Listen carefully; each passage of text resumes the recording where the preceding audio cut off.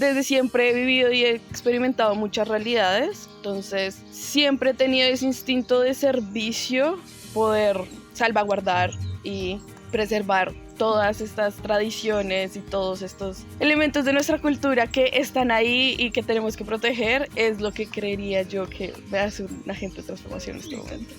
El niño se me acercó y me dijo como, ay, es que acabo de ver tu nombre en la pared, ¿tú qué hiciste? Y yo, venga. Sí. Pues mis 2 sueños dorados es el Museo de Memoria, que ahí vamos, ahí vamos. Es simplemente ser parte de una comunidad, ser parte activa de una comunidad. Bienvenido a un espacio en el que conocerás a agentes de transformación que nos retan a crecer, aprender y actuar. Personas que con el brillo en sus ojos y el amor por lo que hacen son para muchos puente hacia el cambio. Déjate sorprender, porque aquí los conocerás reales y en lugares que no imaginabas. Esto es Ser Puente, un podcast de Awaiki Educación Consciente, producido por... Bueno, creo que ya vamos como, no sé cómo coincidimos, Sí. pero en este segundo momento en el que les vamos a presentar a agentes de transformación, logré traer a esta persona que también para nuestra vida es tan importante, nuestra, lo digo también para Laura, que tuvo que irse, pero está acá también como muy emocionada de tenerla cerquita y de poder escucharla, porque también tiene muchas cosas por contar. Y lo lindo es que como agentes de transformación siempre nos vamos encontrando o vamos como reconociendo a las personas que están en nuestro entorno también como agentes de transformación, porque siempre impactan vidas o impactamos vidas de alguna manera, aunque no lo sepamos, aunque no seamos conscientes de a cuántas personas estamos llegando. Y Ashley lo ha hecho en nuestra vida hace mucho tiempo. No sé cuántos años llevamos de amistad, pero yo creo que ya van como para más de 11, 12. Por ahí. Y he visto su crecimiento, he visto cómo ha desarrollado sus talentos y ha levantado su mano y ha hecho una pausa en el camino cuando es necesario para seguir sus sueños y para llegar a ser lo que es hoy esta mujer tan hermosa y tan inteligente y tan transformadora, diría yo, no sé, como a la acción, como que no se queda quieta, ella actúa, entonces para mí es un honor tenerte hoy acá. Gracias. Y poder charlar, poder contarnos qué hemos hecho, bueno, qué has hecho, yo escucho muy feliz, qué has hecho en estos años, quién eres como persona, entonces nada, empecemos y les presento, ella es Ashley, y yo quiero escuchar entonces quién es Ashley. ¿Quién es Ashley? Cuéntanos. Wow. ¿Desde qué enfoque nos vas a sorprender? Wow. Primero, gracias. O sea, no hemos empezado, yo creo que ya va a llorar. Porque pues nada, o sea, es muy bonito que lo veas y que alguien más te reconozca en procesos que son muy propios, como que uno, o bueno, yo tiendo como a encerrarme quizás y como no compartir muchas cosas, pero pues cuando personas reconocen cosas en mí es muy, muy, muy bonito, entonces gracias. Porque brilla, es imposible no reconocerlo. ¿Y quién soy? No, yo puedo decir que es un revuelto de unas cosas muy increíbles, porque es de mi nombre, desde ser Ashley Rodríguez, como el apellido más común de Latinoamérica. A pesar de que intento no definirme por mi profesión, soy gestora cultural, pero antes de ser gestora cultural, soy una persona muy curiosa, una persona muy apasionada por el servicio y sí, no tener ese sueño rosado de transformar y una total enamorada de la diversidad y lo que significa Colombia. Yo diría que algo que a mí me reta como persona y como amiga de Ashley, y que creo que a todos las personas que te rodean y que además por esto te conviertes en un agente de transformación, es la crítica, como como ser tan observadora y detallar tanto su entorno, su contexto, lo que decíamos en el capítulo anterior, que era como, obviamente valoramos la riqueza de nuestro país, valoramos la riqueza de nuestro contexto, pero también ser tan crítica y tan constructiva de decir, esto se puede cambiar, esto se puede transformar y puede tomar un rumbo diferente desde una palabra, desde literal, o sea, como yo estoy con Ash y pienso como, dije una palabra, ayer me pasó, dije, esto no tiene por qué decirse, como, pero eso me pasa con Ash, o sea, puede que luego en otro contexto, o sea, como que se me salen las palabras y that's it, pero con Ash es como, piénsalo, o sea, como puedes cambiar desde eso, como tan solo una palabra, entonces imagínate, más allá de eso, 1000 cosas más. Muchas gracias. Nah. Yo sé que quizá como la palabra agente de transformación para muchos es abstracta, pero Sí. ¿cómo crees que en ti nace ese agente de transformación? Yo, pues, mi familia viene parte de la ciudad, pero parte del campo. Entonces tuve el privilegio de estar cada 8 días en la finca recogiendo café o jugando con los perros. Entonces, desde siempre he vivido y he experimentado muchas realidades.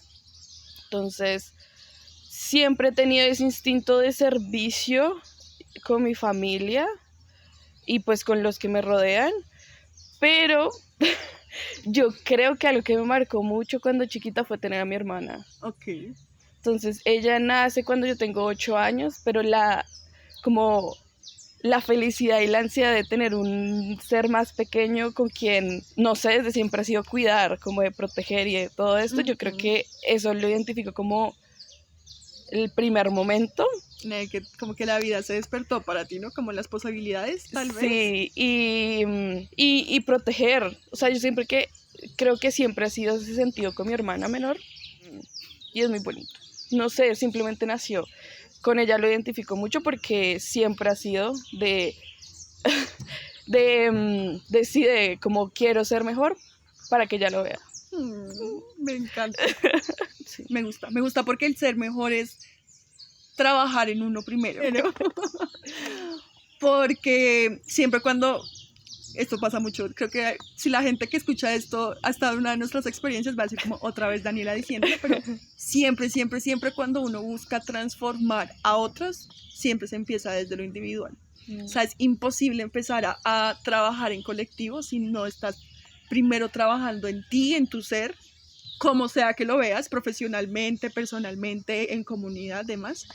Entonces, claro, es primero trabajar en ti, y mira que desde tan chiquita lo viste, para que ella lo vea, pero también como para luego llegar quizás a trabajar con ella, como a ayudarla en su crecimiento, y creo que eso ha sido para tu hermana, que también la conozco, y que ayer hacíamos cuentas, y ya está inmensa, y nos sentimos un poco adultas.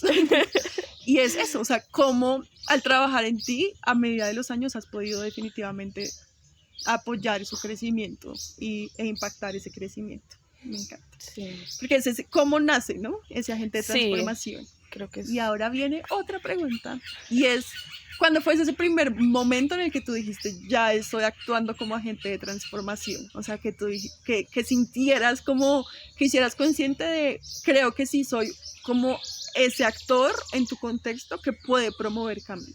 Para mí el año 2016, creería yo, fue un año hubo de todo, de todo. O sea, un revolcón en la vida muy increíble, pero a la vez una de mis mejores amigas, Melissa, que la amo con todo mi alma y corazón, me invitó a ser parte de una organización internacional que se llama IASEC. ¡Ay, sí! Lo había olvidado por completo. Sí, entonces ese año, en medio de tanta oscuridad, empiezo a ser parte de esta organización, que es de voluntarios internacionales, que todos son jóvenes, o sea, y está como, sus sedes son en diferentes universidades del mundo. Y allí hice parte del equipo que recibía voluntarios internacionales. Entonces, además de recibirlos, es buscar dónde se van a estar, buscar los proyectos en los que van a trabajar, plantearlos, como de todo. Y en ese año tuve la oportunidad de recibir chicos de México, Brasil, Alemania, Canadá, Hong Kong, de todo el mundo. Fue increíble. Pero más allá de recibirlos fue el acompañarlos y estar con ellos en todo su proceso acá en Colombia. Particularmente fue en Bogotá y tuvimos proyectos en comedores comunitarios, en diferentes casas de madres comunitarias, en diferentes fundaciones como la Casa de la Madre y el Niño, y creo que se llama así, la Casa de Papá Jaime. Entonces, al ser un voluntariado, pues ningún tipo de remuneración, pero el levantarse, el quedarse allá hasta medianoche, poder acompañar estos procesos, fue como, aquí me veo y esto me parece increíble. Algo que pasa mucho cuando se es agente de transformación, o más cuando se ama algo tanto como para involucrarse a profundidad, y es que tú decías ahorita como quedarse hasta tarde. Ashley, yo creo que en esa época su vida era como estar presente para esas personas que viajaban también a hacer voluntariado acá en Colombia, y apoyarlos en sus procesos. Yo creo que fue la mejor anfitriona para mostrar nuestra ciudad desde una perspectiva completamente diferente, y desde ahí, no sé, mostrar nuestro patrimonio, nuestra cultura, resaltarla súper, súper bien, como enaltecerla, y que estas personas se fueran enamoradas de nuestro territorio. Y yo creo que sí, definitivamente ese es el primer momento, y estuve, fui parte, o sea, estuve como, sí, siendo testigo de todo lo que estabas haciendo, y como desde ahí empezaste a crecer. Hermoso, me encanta. Bueno, y hoy en día, ¿por qué te consideras agente de transformación? Porque he decidido dar mi vida a ello. Desde la gestión cultural se puede estar en cualquier área de las artes y la cultura, pero en mi camino conocí los museos, el patrimonio, y simplemente es algo que me encanta. Entonces desde poder compartir ese conocimiento desde la parte investigativa y de lo más importante, poder salvaguardar y preservar todas estas tradiciones y todos estos elementos de nuestra cultura que están ahí y que tenemos que proteger, es lo que creería yo que me hace un agente de transformación en este momento. O sea, la palabra es que decidiste serlo. Sí. Wow. O sea, sí, la vida camino. Es muy bonito porque esta carrera fue como mi segunda carrera. No porque tenga dos carreras, sino porque en ese año de locura pues decidí parar un proceso en el que estaba, porque pues en mi salud mental, en mi familia, era toda una locura. Y también esta amiga Melissa me dijo como, yo la veo a usted en esto. Claro. Una persona que me conoce desde que yo tenía 10 años. Ajá. Y le di la oportunidad y conocí gente maravillosa que aún más me inspiraron y me hicieron crecer en este camino. Y tú eres una mujer de decisiones definitivamente, y creo que eso te ha llevado a lo que eres hoy. O sea, como sí reconociste como obviamente los talentos que tienes para ser hoy gestora cultural. Y has tomado entonces a partir de ahí decisiones muy importantes, y les cuento, Ash acaba de volver de Estados Unidos a hacer un intercambio. Se fue con la idea en mente de no quedarse solamente como en este pedazo del intercambio, sino que ir más allá y trabajar y crecer también como profesional, y encontró la oportunidad más hermosa. Entonces cuéntanos, como agente de transformación, ¿qué hiciste en este escenario? Y cuéntanos qué escenario era. Bueno, no, esto me hace muy feliz, muy contenta.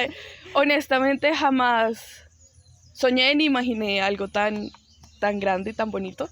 Tuve la oportunidad de ser parte del Centro Nacional de Derechos Humanos y Derechos Civiles en Atlanta, en Estados Unidos. Entonces, ¿dónde es Atlanta? Atlanta es el sur de Estados Unidos, en donde históricamente han habido unas realidades con respecto al racismo y los derechos civiles muy, muy, muy fuertes, que pues ya en este momento la mayoría del mundo es consciente de que aún persisten en muchos lugares del mundo, pero particularmente en Estados Unidos fue con el asesinato de George Floyd en el 2020. Entonces, todas estas realidades existen en Estados Unidos, pero particularmente en el sur. Y en Atlanta es aún más especial porque fue el lugar donde Martin Luther King nació y pues desarrolló la mayoría de su carrera. ¿Qué tiene de especial este lugar? Su nombre es Centro Nacional, pero por el momento es un museo que tiene la exclusividad de tener acceso a los documentos privados de Martin Luther King. Entonces, tú vas a llegar a este lugar, vas a encontrar una exhibición que a comparación de la mayoría de museos de Colombia, que pues están transformándose, casi no tiene objetos las exposiciones, esas dos primeras. La primera es sobre todo el movimiento de derechos civiles en Estados Unidos.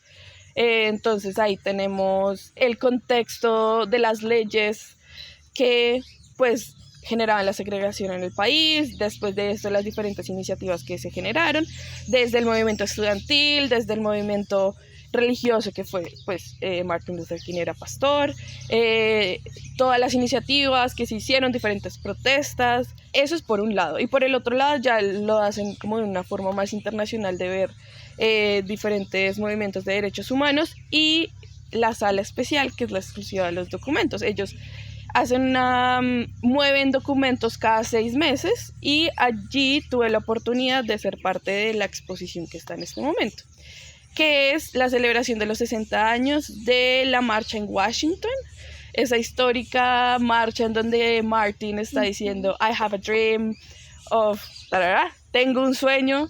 En esa exposición está el documento que él estaba leyendo y muestra cómo ese momento icónico fue espontáneo, no estaba en el guión, sino que una de las cantantes que estuvo en esa marcha le dijo como, cuéntale sobre el sueño, y él ya empezó a hablar de ese momento en específico.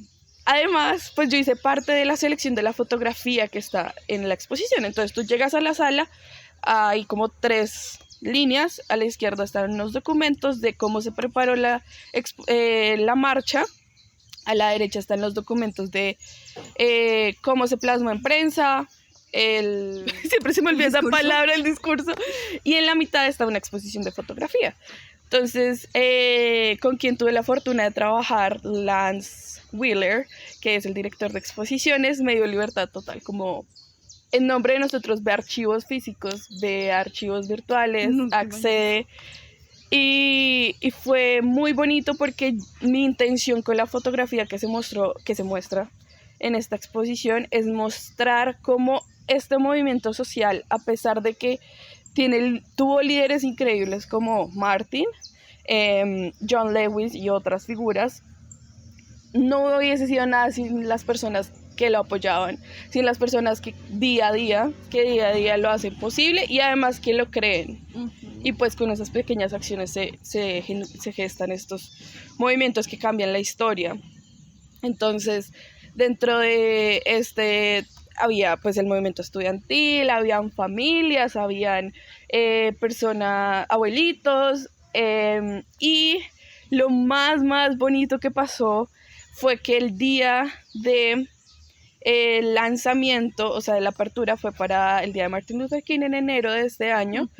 Yo ese día amanecí con una migraña que no te imaginas, pero yo dije, necesito ver mi nombre en la pared. O sea, ya había visto el panel, pero verlo necesitaba. Porque no sabías que iba a estar tu nombre. Sí, ahí, no, pues uno como practicante dice, pues nada, o sea, yo no me esperaba. Sí. De todo, pero pues. No, yo no esperaba nada y tuve una reunión con mi jefe en su momento y me dijo, no, sí, tu nombre va a estar en el... No, una cosa increíble. Entonces yo fui simplemente a dar una vuelta. El museo estaba súper lleno porque pues el día de Martin Luther King, ¿no? Es uno de los pocos festivos de Estados Unidos. Y llegué allí y yo tenía mi nombre, mi tag, y yo estaba hablando siempre hay una persona cuidando de la sala. Entonces yo estaba hablando ahí con un amigo y él, no lo puedo creer, con que esto era la práctica, me encanta, no sé qué. Y había una mamá con 2 chiquitos. Yo le pongo al chiquitín por ahí unos 6 años. Y la señora también tenía una bebé y el esposo también estaba ahí.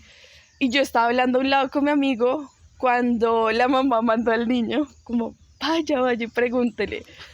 El niño se me acercó y me dijo como, ay, es que acabo de ver tu nombre en la pared, ¿tú qué hiciste? Y yo, venga. ¿Viste mi nombre? Sí. Entonces... Aparte un niño, o sea, sí, qué belleza, o sea, sí, no, fuiste yo... un referente en ese momento para ese niño en sí. todos los procesos que hiciste. Y entonces le mostré, yo le dije como, mira, yo hice la selección de estas fotografías, no sé qué, hice más. Y le dije, ¿cuál es tu favorita? Míralas todas y cuál es tu favorita y cuéntame por qué. Y él como, "Ah, voy a verlas, sí". Me dice, yo creo que mi favorita es esta de este bebé. Y yo, ¿por qué?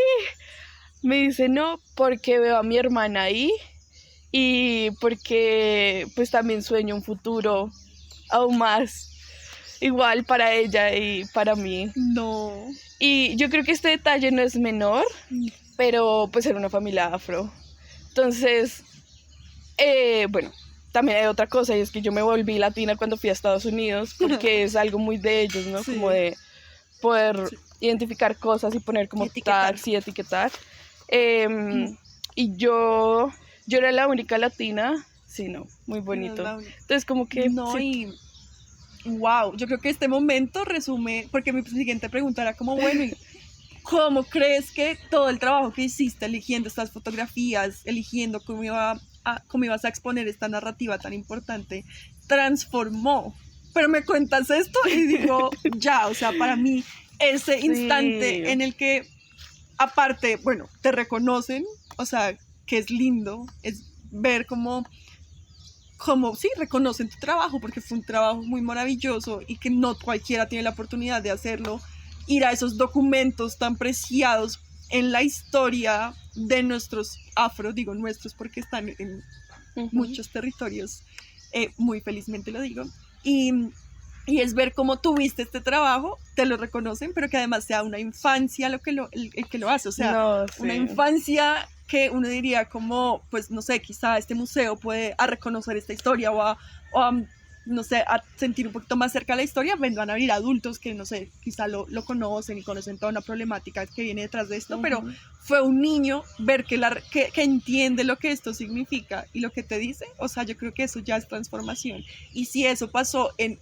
ese niño, que más y muchísimas cosas más pudieron haber pasado en otras personas. Sí. O sea, me encanta.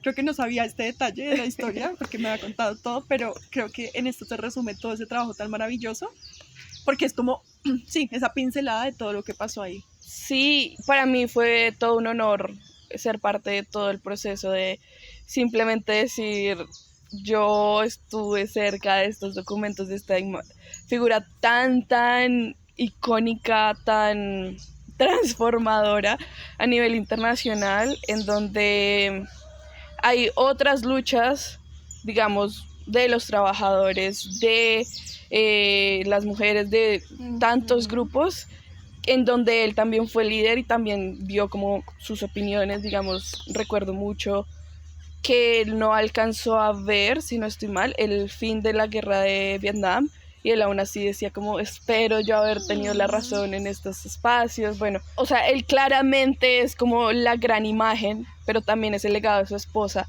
quien guarda estos documentos, cuando él es asesinado, como que todos los conocidos los recopila, los guarda, los protege, y la ciudad de Atlanta los compra cuando ella fallece y los hijos los subastan. Pero es... Y es el valor, exacto, o sea, es valorar el patrimonio, porque eso es patrimonio, o sea, es valorar y darle significado a lo que estos documentos, en este caso fue para la historia, pero también en tantos escenarios en los que hay patrimonio que necesita ser valorado también. Pero sí me gustaría que nos contaras cuando estabas en este proceso de construcción, de recopilar también todos estos documentos, de valorarlos y de decir, wow, esto es importante visibilizarlo. ¿Cuál era como tu intención? Sí, ¿cuál era la intención al hacerlo? Sí, mi intención fue poder acercar esta historia, estos conceptos a nosotros. Como que uno dice los 50, los 60, eso fue hace millones de años luz. Era poder que cada persona que visitara la exposición pudiese ver en esto, pudiese ver, que cada uno, que las acciones que cada persona toma a diario tienen un valor y tienen un impacto, y reconocerse en esos espacios, como ese museo no es de Martin Luther King o de esta gente que algún día se levantó y decidió hacer esto, sino de todos, porque también tuve la fortuna de poder como guiar a unas personas muy bonitas que amo con todo mi alma y corazón. Ellos tienen más o menos 70 y algunos de años. Ellos recuerdan cuando Kennedy fue asesinado, como todos estos años tan duros en su historia, que al hablar de todo esto, pues ellos lo llaman como un conocimiento complejo, como un conocimiento difícil, y que pues hay unas técnicas de poder hablarlo y compartirlo específicas. Pero sí, verlos también en ellos, en su historia, o sea, de que lo vivieron y su gran impacto es impactante. Yo creo que ahora aterricémonos un poco en Colombia, ¿no? Porque ya estás acá. Llegó, volvió, y yo sé que llegaste para hacer muchas cosas en tu Colombia, porque sé cuánto la amas. ¿Y qué es lo que quisieras hacer tú como gestora cultural acá? O sea, ¿qué te sueñas? ¿Cuál es ese wow que tú digas, ojalá logre hacer esto en este territorio? Para mí, pues mis 2 sueños dorados es el Museo de Memoria, que ahí vamos, ahí vamos.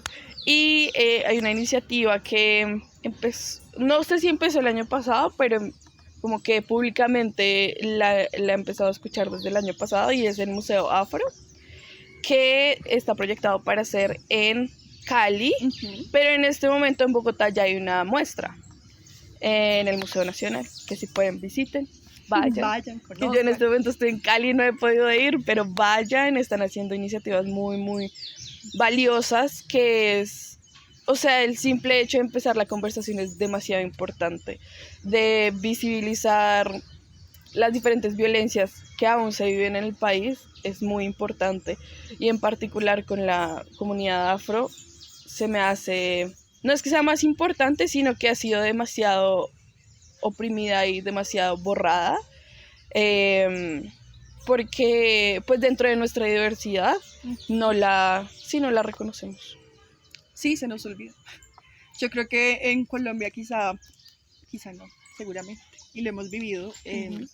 Sí, olvidamos, o sea, como que hay territorios olvidados, hay poblaciones olvidadas, hay historia olvidada, que es importante lo que tú dices, como volverla a traer a la conversación, y ser críticos al respecto para ver qué sigue. Y ha sido una estrategia que viene desde la colonia, en donde el indígena, como a fin de poder borrar su historia y su linaje, muchos de ellos, yo lo escuché en un podcast de María Jimena Duzán, de una autora colombiana, que decía, es que el indígena dejó de ser indígena y los volvieron campesinos, y entonces ya ahí les quitan como todo un bagaje cultural y como un peso histórico. La trascendencia de todos. Y particularmente yo me hice una prueba de ADN, así por cosas que uno puede hacer en Estados Unidos y que por qué no hacerlas. Y ahí el resultado resulta que literal el colonialismo está en mis venas, porque como el 40% de mí es indígena, pero el 55% es europeo de la península ibérica, y tengo como un 5% africano. Entonces es como ver esas cosas que fueron sistemáticas y que aún, pues ahorita aún hay desigualdades sistemáticas, pero verlo en nosotros y así pues reconocerlo y poderlo preservar en un futuro, esa historia. Seguramente vas a cumplir esos y 1000 sueños más. Yo creo que igual ya que está acá, porque ella se fue un tiempo, cuando ya nosotras empezamos a soñar y ver a Ash cerca es como ya llegar a territorios, llegar a comunidades que necesitan conocer un poco más de lo que es el patrimonio, la cultura y cómo irlo rescatando con un objetivo. Y seguramente vamos a hacer cosas muy hermosas por nuestros territorios y nuestras comunidades. Y te quiero preguntar, ¿por qué como gestora cultural sigues como motivada a ser agente de transformación? O sea, ¿por qué entonces, como nos dijiste, decides ser agente de transformación y sigues acá como en la lucha? En la lucha, porque tiene sentido. Simplemente se siente que tiene sentido, se siente que no hay más opciones tampoco, como desde que, bueno, nuestra generación pues nacimos también en un contexto tan complejo del momento del conflicto más difícil, y se siente esa responsabilidad, pero también se siente esa esperanza tan bonita que se sintió en el plebiscito y en la firma del acuerdo y como todos estos momentos que hemos vivido. Entonces se siente bien y se siente como que es lo correcto, básicamente. Entonces es también un poco como dejar soltar, porque pues no sabemos qué va a pasar, sino es simplemente seguir construyendo para poder ser esa persona correcta en el momento correcto, para poder ser parte de esta comunidad, porque tampoco, pues para mí, a mí no me cabe como el solo pensar en mí, el solo pensar en, qué sé yo, en arrasar con lo que sea y con quien sea por ejemplo, no sé, lo más común es por dinero. Entonces es simplemente ser parte de una comunidad, ser parte activa de una comunidad. Exacto, activa, o sea, como literal, agente de transformación, personas que se mueven hacia el cambio, que se mueven y que yo creo que está en el ser, transformar y generar procesos y apoyar y moverse, no quedarse estático, porque así no impactamos definitivamente. Y yo creo que pues con todo tu talento es como lo más lógico, lo que tú dices cuando tú dices lo siento, y es porque ya está en ti hacerlo, o sea, está en ti moverte hacia diferentes cosas en nuestro Colombia, en esta Colombia. Sí, y nunca se ha tratado de mí, siempre se ha tratado de otros. Sí. Tu don de servicio siempre ha estado y eso ha sido muy como un factor importante en tu proceso y en los procesos que has liderado. Bueno, entonces llegó un momento de este espacio, de esta charla, en el que te quiero preguntar, valga la redundancia, ¿qué momento te hace humilde? O sea, ¿o te ha hecho humilde un recuerdo así como que tú dijiste, ya, este momento definitivamente me vuelve hasta humildad? Yo creo que me acabo de acordar de dos. El primero es físico, y es estar con unos compañeros camino a una librería, café, centro cultural maravilloso. No, y yo en mi momento de seguridad y caerme y quedar en el piso en medio de la calle, eso es mágico y maravilloso. Característico de arte. Y el otro que me acabo de acordar es de que en el museo empezaron mucha programación presencial este año y yo era feliz, no, lo que sea, lo que haya que hacer, allá estoy. Y hubo un evento en donde estaba presentando su libro sobre su vida y obra Andrew Young, que fue alcalde de Atlanta, fue representante para las Naciones Unidas de Estados Unidos. Wow. Él luchó estuvo de la par con Martin Luther King, literal estuvo cuando lo asesinaron. Él entró a la política en Estados Unidos porque tuvo una conversación con King y hablaban de cómo volver este movimiento a algo más allá. Todo esto así gigante, pero yo no me puse a mirar una foto. Entonces llegó un señor en silla de ruedas y yo todo, no, claro, siga, venga, lo acomodo, no sé qué, cuando no. Alguien ha visto al senador, al representante, es que se me olvida el cargo como tal, pero pues el representante de las Naciones Unidas, y yo no sé. Ay, no. Y resulta que el señor con el que estuve todo ese tiempo era él. Y yo, ay, perdón, qué pena, señor, era por este lado. No. Pero no, así de desubicada, porque en ese momento estaba corriendo para mil cosas.